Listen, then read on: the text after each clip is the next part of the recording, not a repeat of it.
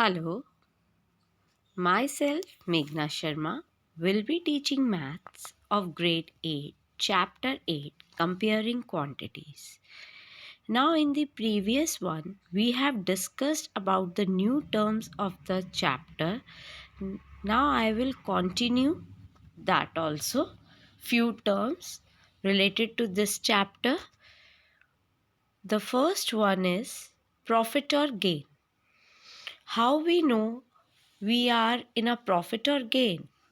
When our selling price is greater than cost price, then it is a case of a profit or a gain.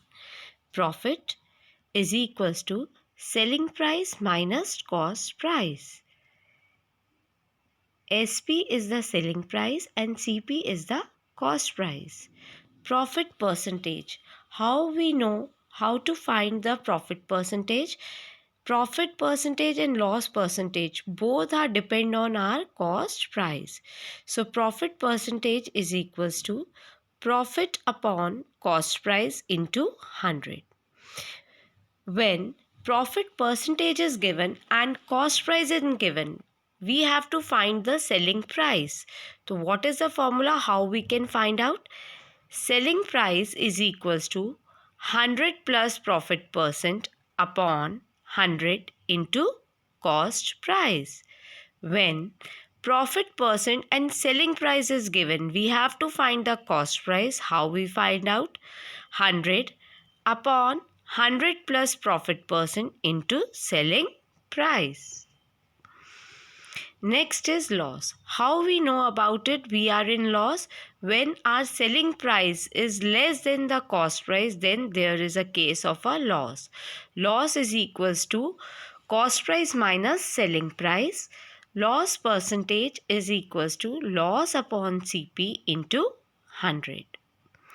I have told you in the previous slide, everything is depends on our cost price. So that's why we are finding the percentage of loss and gain, that is based on selling cost price. SP, selling price. Selling price is equals to 100 minus loss percentage upon 100 into cost price. When loss percentage and selling price is given, we have to find the cost price, that is equals to 100 upon 100 minus loss percentage into selling price. I have told you profit and loss is always calculated on cost price, and we will written that is as CP. Sale tax. Sale tax is charged on the sale of an item by the government and is added to the bill amount. Sale tax is equals to tax percentage of sale amount. It is calculated by the shopkeeper from the customer and given to the government.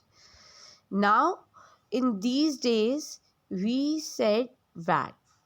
If discount is given, first discount is calculated and then VAT is calculated on selling price.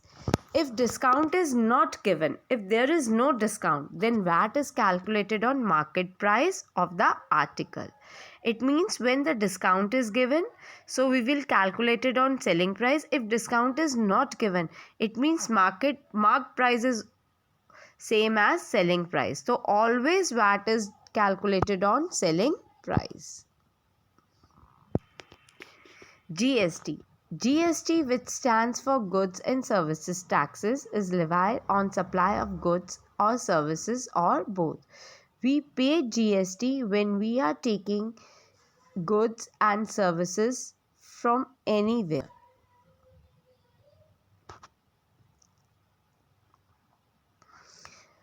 How we will calculate the simple interest? For that we have to know about principal, interest, amount, rate of interest and simple interest. For that, principal. What is the principal? Borrowed amount is the principal. If I am borrowing anything from anyone, that is the principal. The money borrowed from an agency or an individual for a certain period of time, that amount, that money or the borrowed thing, that is called my principal. Simply we can say borrowed amount is called the principal. interest, the extra money paid by the borrower to the lender. If I am taking money from the bank, 1 lakh rupees, and bank said I will charge a 3% interest from you, so the 3% interest I have to pay to the bank, that is the extra money paid by me to the bank. Amount, the principal together with the interest, that is amount is equals to principal plus interest. Amount is the principal, amount is equals to the principal plus interest. Rate of interest, the interest on rupee 100 per annum, it depends on the market rate. Simple interest, if the principal remains the same for the entire loan period, then the interest paid is called the simple interest. Simple interest is equals to principal into rate of interest into time.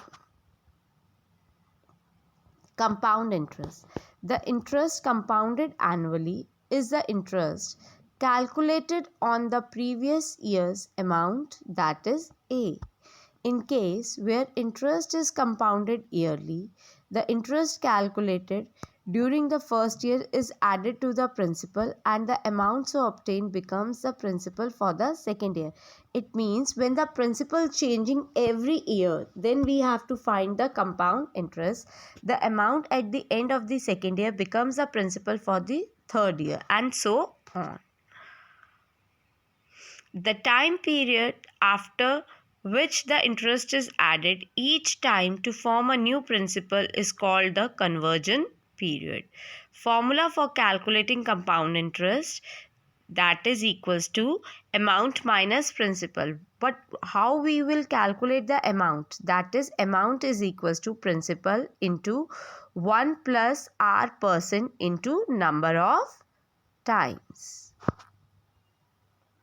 Thank you. I hope you all will understand these concepts nicely. Thank you, everyone.